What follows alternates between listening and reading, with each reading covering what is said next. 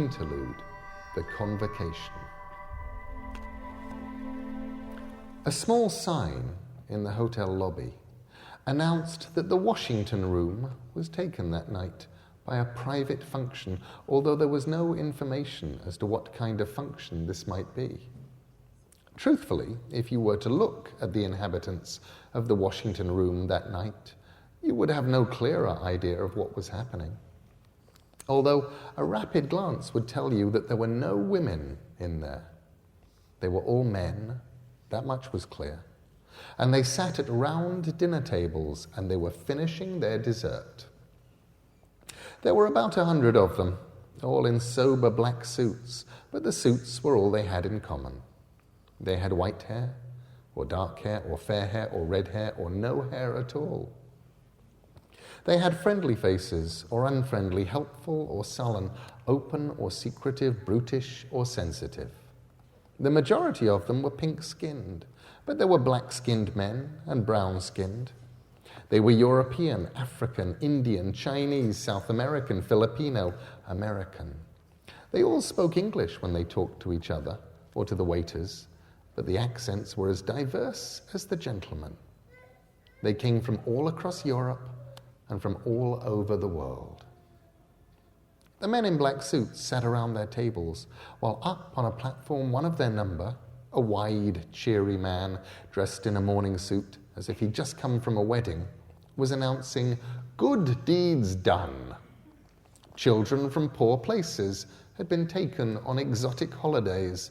A bus had been bought to take people who needed it on excursions. The man Jack sat at the front centre table beside a dapper man with silver white hair. They were waiting for coffee. "Time's a-ticking," said the silver-haired man, "and we're none of us getting any younger." The man Jack said, "I've been thinking, that business in San Francisco 4 years ago was unfortunate.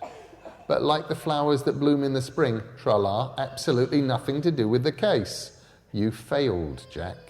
You were meant to take care of them all. That included the baby, especially the baby.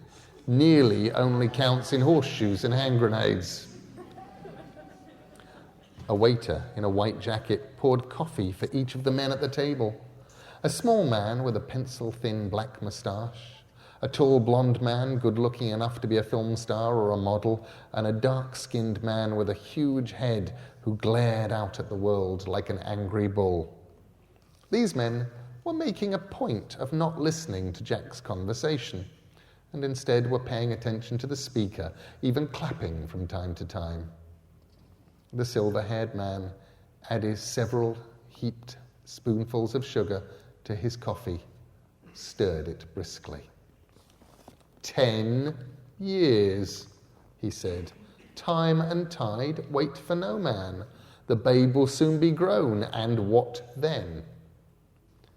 "I still have time, Mr. Dandy," the man Jack began, but the silver-haired man cut him off, stabbing a large pink finger in his direction.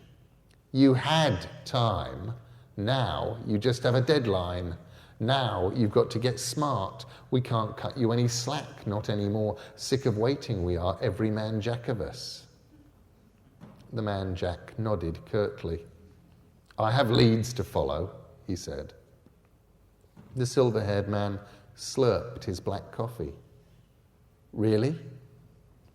"Really. And I repeat, I think it's connected with the trouble we had in San Francisco." "You've discussed this with the secretary?" Mr. Dandy indicated the man at the podium who was at that moment telling them about hospital equipment bought in the previous year from their generosity. "Not 1, not 2, but 3 kidney machines," he was saying. The men in the room applauded themselves and their generosity politely. The man Jack nodded. "I've mentioned it." "And?" "He's not interested. He just wants results. He wants me to finish the business I started." "We all do, sunshine," said the silver-haired man. "The boy's still alive, and time is no longer our friend." The other men at the table, who had pretended not to be listening, grunted and nodded their agreement. "Like I say," Mr. Dandy said, without emotion. "Times are ticking."